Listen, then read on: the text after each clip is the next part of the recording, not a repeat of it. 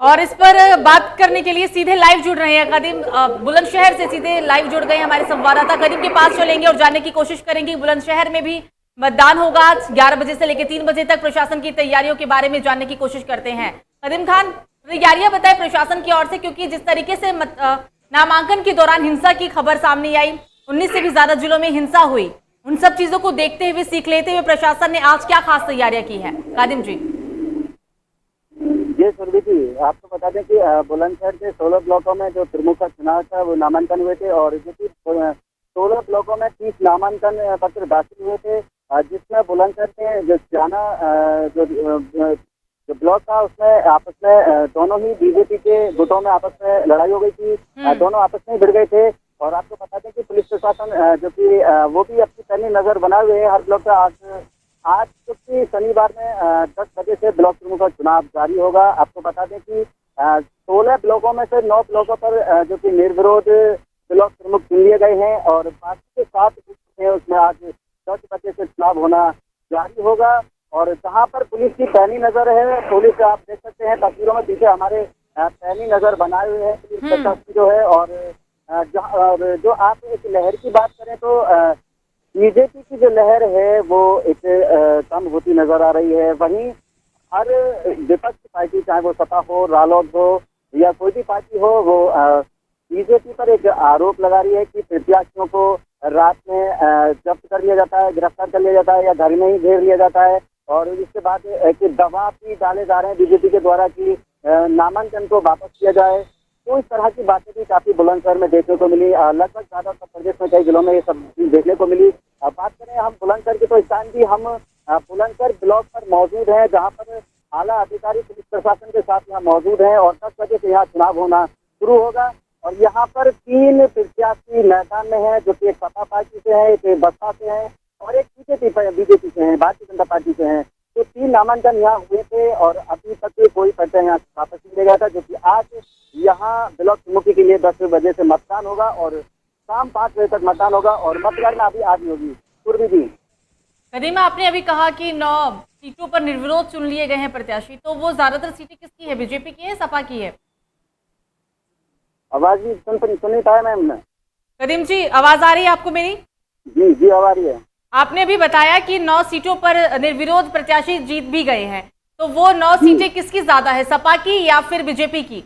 BJP की ma'am. 9 सीटों में 1 तो सपा के हैं, बाकी ज्यादातर जो लगभग जो संख्या है वो बीजेपी की ज्यादा है। बीजेपी के कल तक की बीजेपी जो कि आज चुनाव होना था, तो अरनिया ब्लॉक से कल निर्विरोध चुन लिए गए थे, खुर्जा ब्लॉक से भी निर्विरोध चुन लिए गए। तो जहाँ तक भी देखी गई है कि भारतीय जनता पार्टी की जो संख्या है वो ज्यादा है ब्लॉक प्रमुखों की बुलंदशहर के अंदर। सुरभि जी, मतलब बुलंदशहर में बीजेपी का पलड़ा भारी दिख रहा है। जी जी, बिल्कुल बिल्कुल बिल्कुल।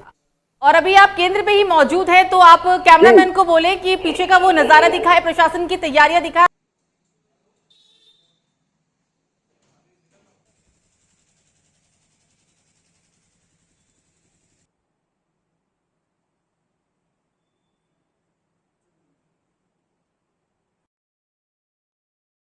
तो बुलंदशहर में भी मतदान, जैसा कि अभी हमारे संवाददाता ने बोला कि 10 बजे से ही शुरू हो गया है। प्रशासन की पूरी मुस्तैदी है। आप तस्वीरों में देख भी सकते हैं कि किस तरीके से प्रशासन पूरी तरीके से अलर्ट मोड पे दिख रहा है। 825 सीटों में से 349 सीटों पर निर्विरोध प्रत्याशी जीत गए हैं। इनमें से ज़्यादातर पर बीजेपी प्रत्याशी ने जीत दर्ज की है। कुछ जगह पर सपा के भी प्रत्याशी शामिल जीते हैं। लेकिन जैसा कि अभी हमने बुलंदशहर में संवाददाता जो कादिम वहाँ मौजूद हैं उनसे बात करने की कोशिश की, उनका साफ तौर पर कहना था कि 16 सीटों पर यह चुनाव था, 9 निर्विरोध चुने गए हैं, जिसमें ज्यादातर बीजेपी की ही सीटें हैं और एक सपा के खाते में ये सीट आई है।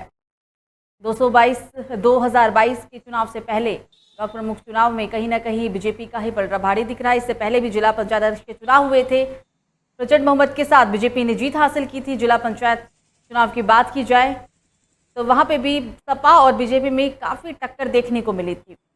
आज 75 जिलों में ब्लॉक प्रमुख का चुनाव होना है। समय 11 बजे से लेकर 3 बजे तक होगा। 3 बजे के बाद मतगणना की जाएगी। और हालांकि जैसे कि आपको बता दें, नामांकन के दौरान काफी जिलों में हिंसा की खबर सामने आई।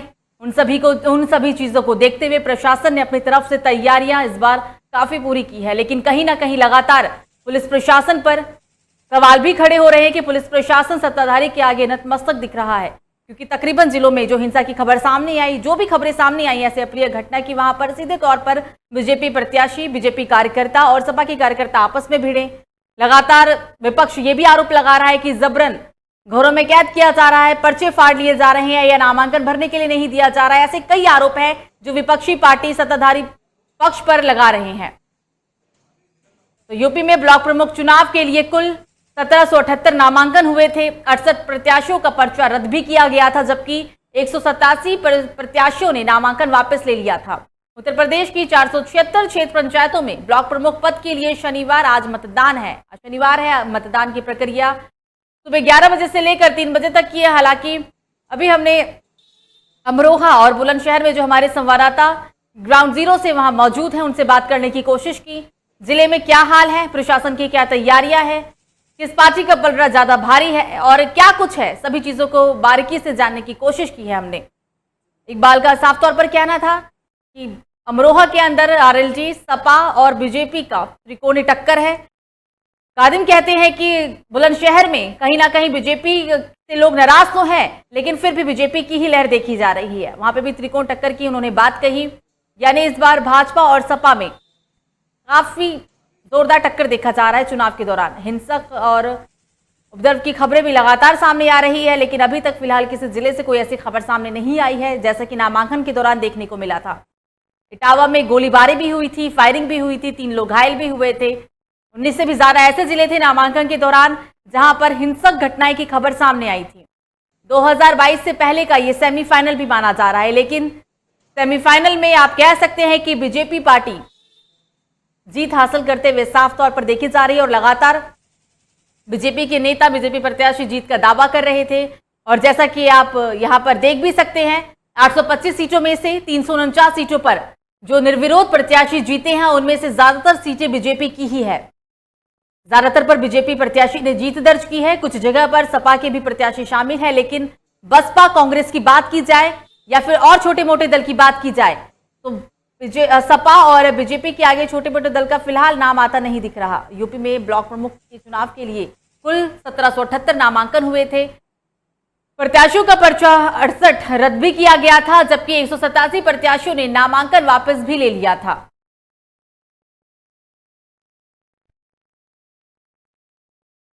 कोरोना काल चल रहा है। कोरोना काल में ये चुनाव पहले भी हालांकि 2 चुनाव यूपी के अंदर हो चुके हैं।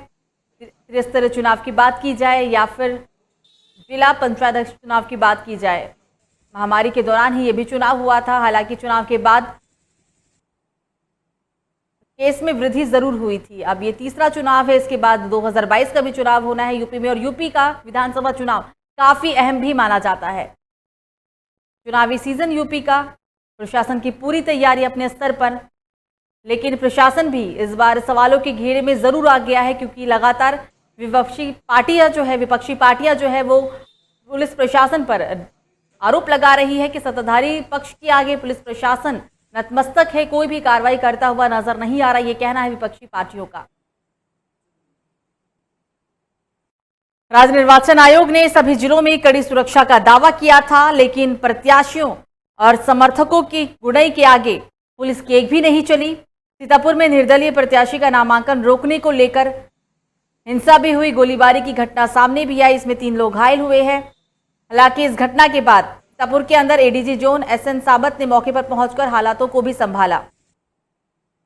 यूपी में गुरुवार को ब्लॉक प्रमुख चुनाव के लिए नामांकन के दौरान जमकर बवाल हुआ था। सीतापुर के कमलापुर के कसमंजा ब्लॉक में प्रत्याशियों के बीच गोलीबारी हुई और बम भी चले।